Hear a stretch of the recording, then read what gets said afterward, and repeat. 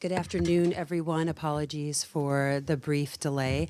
Thank you so much for joining us here or remotely, for those of you who are joining us online, for a briefing and interactive dialogue on the Conference on Facilitating the Entry into Force of the Comprehensive Nuclear Test Ban Treaty, also known as the Article XIV Conference. This biennial meeting, which happens tomorrow in Conference Room 4, an all-day event, is designed to rally international support for the entry into force of the Comprehensive Nuclear Test Ban Treaty. And the events of the last few years have been a stark reminder for many of us that nuclear testing remains a very real and imminent threat to global peace and security. Today, you will hear from the Executive Secretary of the CTBTO, the Comprehensive Nuclear Test Ban Treaty Organization, Dr. Robert Floyd, the incoming co-presidents of the Article XIV Conference, the foreign ministers of Panama and Norway, our excellencies Janina Tawani and Anniken Huitfeldt. You will also hear from His Excellency Ali Sabri, the foreign minister of Sri Lanka, which was the most recent country to ratify the treaty. And we also have the honor of hearing from the Deputy Minister of Foreign Affairs and International Cooperation of Italy, Edmondo Cirielli, as well as Zain Dengor, the Director General of the Department of International Relations and Cooperation of South Africa. Italy and South Africa have served as co-presidents for the Article XIV Conference the last 2 years and are the outgoing co-presidents. And we will hear from them as well. And there will also be an opportunity for you all to ask questions. The speakers you will hear from today bring different perspectives to the global movement to end nuclear testing and remind us and everyone why everyone has a stake in ensuring that we ban nuclear tests by anyone, everywhere, and for all time. And with that, Dr. Floyd, the floor is yours. Thank you so much, Lenice, and good afternoon. And first, thank you to members of the media for coming to this event, because you're an important part in the partnership that we need to be able to get the messages out around the importance of a comprehensive ban on testing. The use, testing, and proliferation of nuclear weapons is of greater concern now than for any time in recent history. Yet, with these dark clouds of concern, the Comprehensive Nuclear Test Ban Treaty is a bright spot in the global non-proliferation and disarmament architecture. It's making a significant contribution towards global peace and security, which is for the betterment of all. The CTBT has put a real brake on the proliferation of nuclear weapons and is a key step on the road towards disarmament. Think about it, over 2,000 tests, nuclear tests, prior to the CTBT being open for signature in September of 1996. But from that date through to now, less than 12 test events. This century, one country only. Colleagues, that is success. We're also building momentum to end nuclear testing. In the past 2 years, 9 countries have committed to the treaty in a new and greater way by signing or ratifying the treaty. The most recent ratification, Sri Lanka, and we're honoured to have the Foreign Minister of Sri Lanka with us today. 178 countries have now ratified the CTBT, 187 have signed it. This is near universal support. Just 9 countries in the world are yet to sign this precious treaty. There is a global movement of governments standing up to say, we will not repeat the mistakes of the past. We will not accept a future that includes nuclear tests. Governments around the world, including the voices that you're going to hear today, are standing together. Yet, there are more countries that are prepared to sign and ratify this treaty, and you can expect to hear that news over the next year or so, adding their voices to say, enough is enough, no more nuclear testing. The momentum cannot be ignored, and it won't be stopped. Thank you. Thank you, Dr. Floyd. I would now like to give the floor to Her Excellency, the Foreign Minister of Panama, Janina Tawani. Thank you very much. As a country committed to the principles and purposes of the Charter of the United Nations, the strengthening of the non-proliferation regime, in particular the comprehensive prohibition of nuclear tests, Panama assigns the greatest importance to the entry into force of the Comprehensive Nuclear Test Ban Treaty.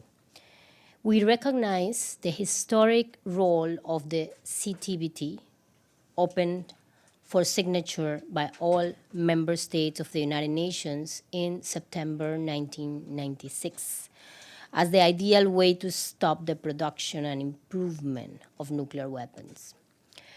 For this reason, we value and thank the efforts made by the Executive Secretary, Dr. Robert Floyd, at the head of the Preparatory Commission for the Comprehensive Nuclear Test Ban Treaty Organization, as well as the work of the Provisional Technical Secretariat, SPT, to provide compliance with its mandate to advance preparations for the entry into force of the treaty. It is commendable that although the treaty has not yet entered into force, as you mentioned, the international verification system is almost completely installed, with more than 300 monitoring stations that verify in real time and effectively any nuclear tests at a global level. One of those stations, RN50, is located in Panama.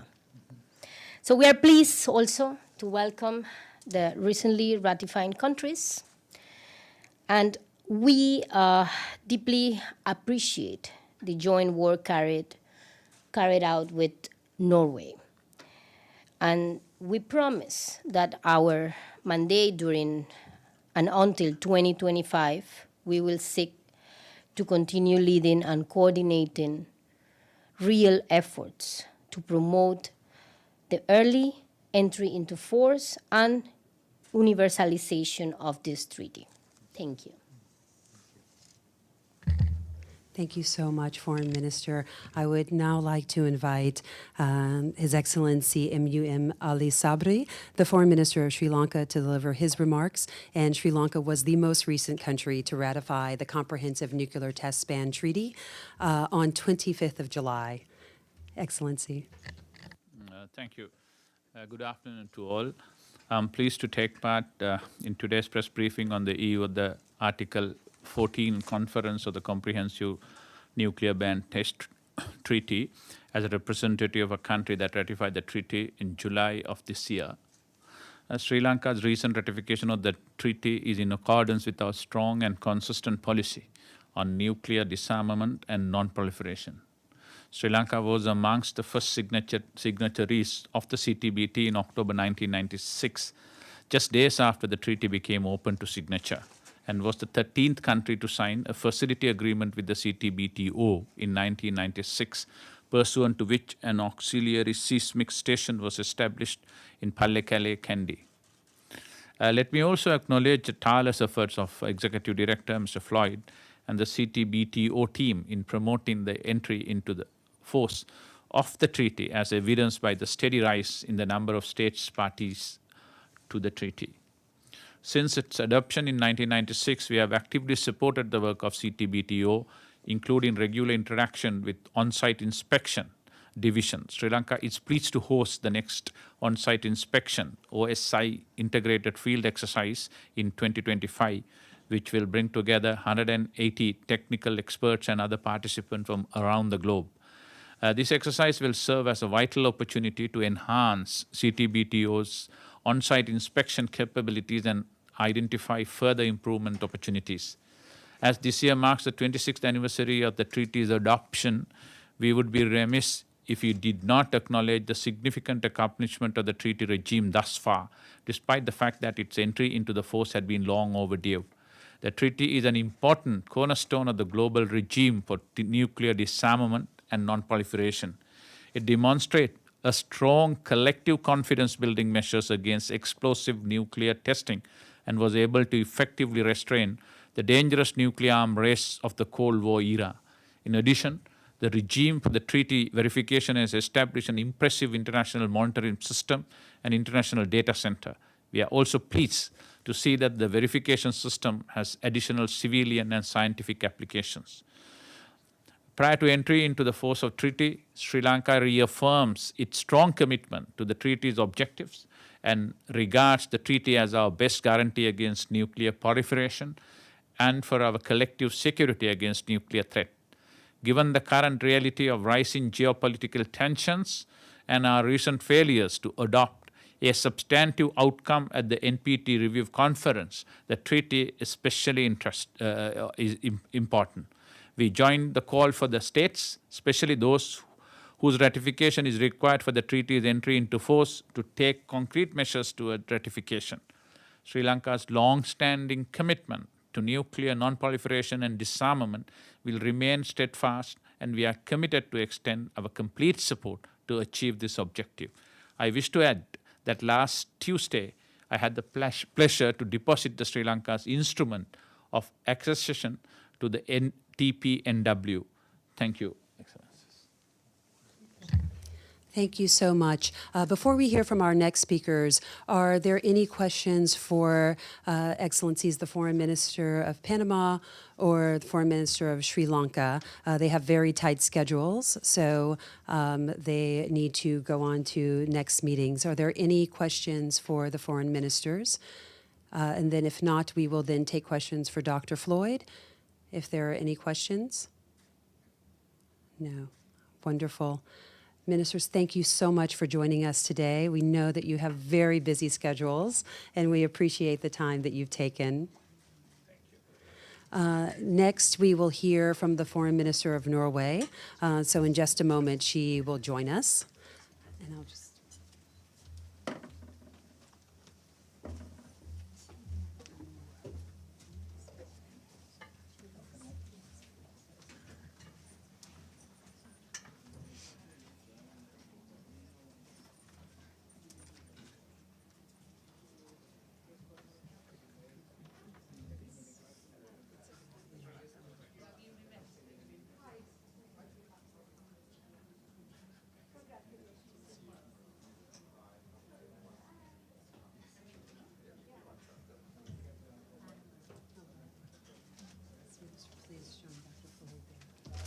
It's a pleasure for me.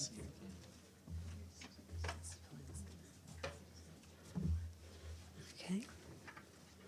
We're pleased to be joined by Her Excellency, the Foreign Minister of Norway, Anniken Huitfeldt, who will be serving as a co-president of the Article XIV Conference for the next few years. So, Your Excellency, the floor is yours.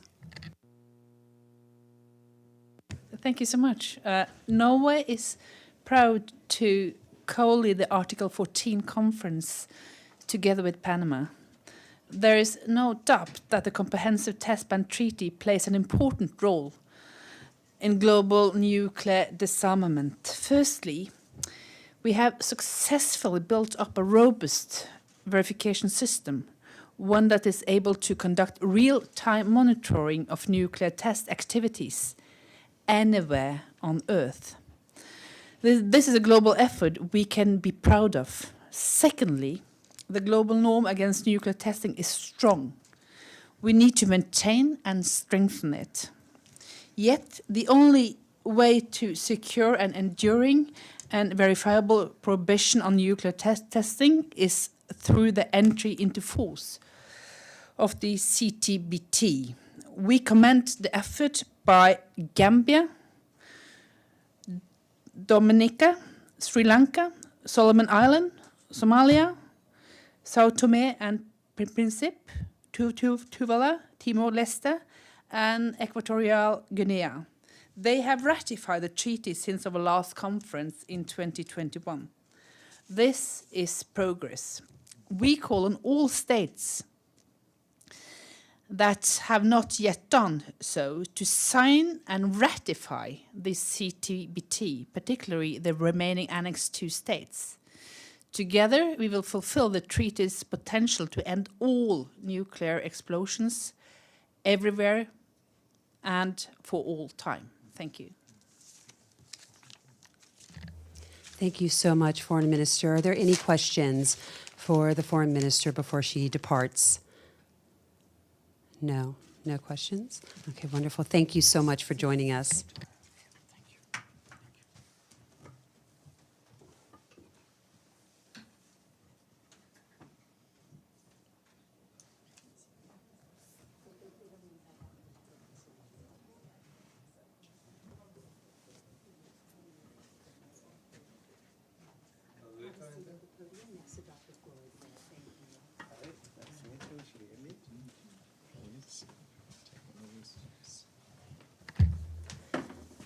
We're now pleased to be joined by His Excellency Edmondo Cirielli, who is the Deputy Minister of Foreign Affairs and International Cooperation of Italy.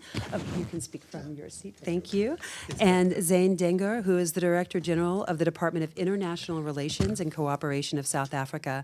They have been serving as the co-chairs, co-presidents of the Article 14 Conference in the last 2 years when we have made significant strides in new ratifications for the treaty. Excellency Cirielli, I invite you to make your comments. Good evening. Thank you, Mr. Executive Secretary, for your remarks and for the tireless efforts towards the ultimate goal of the entry into force and to universalize the CTBT. Ever since its adoption, CTBT has helped spread and consolidate a global norm against nuclear weapons testing, paving the way for a moratorium on nuclear tests. Moreover, it built a highly effective global verification regime with a key role in quickly providing trustworthy and independent data. Its highly effective monitoring and verification system, relying on superb capabilities for verifying and global nuclear test ban, make it a fundamental tool of science diplomacy. During the 2-year co-presidency, Italy, at one with South Africa and the Executive Secretariat, has spared no efforts to increase awareness on the significance of the Convention and promote its universalization and entry into force. Over the last 2 years, 8 additional ratification expanded the treaty's membership, and in the last few days, one more country, Somalia, decided to sign the CTBT. In the current fraud geopolitical scenario, many challenges remain ahead of us. The war of aggression, the Russian Federation, set off against Ukraine, besides brutally endangering civilians, evokes concrete concerns for nuclear and radiological security. Moreover, the fact that North Korea is apparently preparing to conduct a nuclear test, the first time in more than 5 years, casts an alarming shadow on our community security. We call on all states to abide by the moratorium on nuclear weapons test explosion or any other nuclear explosions and refrain from any action contrary to the object and the purpose of the treaty. I wish the incoming presidency, Panama and Norway, fruitful work. Thank you very much. Thank you so much, Minister. The Minister has to go to another engagement, but thank you for taking the time to join us here today. I'm very happy now to introduce Zane Dengar, who is the Director General of the Department of International Relations and Cooperation of South Africa, a country that has played a leading role in nuclear non-proliferation and disarmament for many years. Thank you, Director General. Thank you very much. Thank you, Executive Director. I'd like to thank the Comprehensive Nuclear Test Ban Treaty Organization for convening this press briefing ahead of the 30th conference on facilitating the entry into force of the Comprehensive Nuclear Test Ban Treaty tomorrow, which is an important day. During the period of our co-chairship with Italy, we have led and coordinated international efforts for the promotion of the treaty and its early entry into force. For South Africa, the CTBT is an important aspect of the broad objective of the total elimination of nuclear weapons, which we believe has to be achieved urgently in a complete, time-bound, transparent, irreversible, and verifiable manner. While we recognize the integral importance of the moratorium on any nuclear explosions, we believe it cannot replace the entry into force of the CTBT itself as a legally binding instrument. For Africa and South Africa, the CTBT is consistent with our commitment to a nuclear weapons-free world and the African Nuclear Weapon-Free Zone established under the Treaty on Pelindaba, which entered into force in 2009. Much of the African continent has also signed or ratified the Treaty on the total prohibition of nuclear weapons, which we believe is critically important at this time. South Africa will continue to support the CTBT, its entry into force, and the efforts and activities of the CTBTO. South Africa wishes Norway and Panama the best in their presidency over the next couple of years. Thank you. Thank you so much. If there are any questions from the floor, the Executive Secretary or the DG would be happy to take your questions.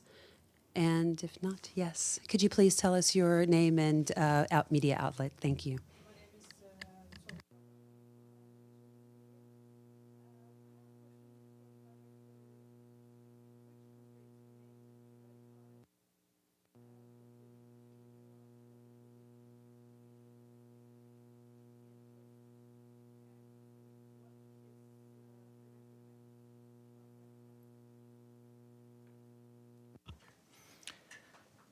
The countries that remain to ratify so the treaty can enter into force, there are 8 of them. They are North Korea, Egypt, Iran, Israel, Pakistan, India, United States, and China. Your second question was what would be inhibiting those countries from ratifying. Firstly, let me point out that 5 of those 8 have signed the treaty. So they are already committed to the treaty because they've signed it. 3 only have not. In each of those countries, they have their own unique geostrategic circumstances. In some cases, there's interdependencies between different states of taking such a step. And what we're doing is engaging with each one of those states separately and having a dialogue with them about how we can get from where they are to where, in virtually all of those cases, they want to be, with the treaty entered into force. But it's a range of different geostrategic constraints that impede that, or some political processes that might be difficult to access. Thank you for your question.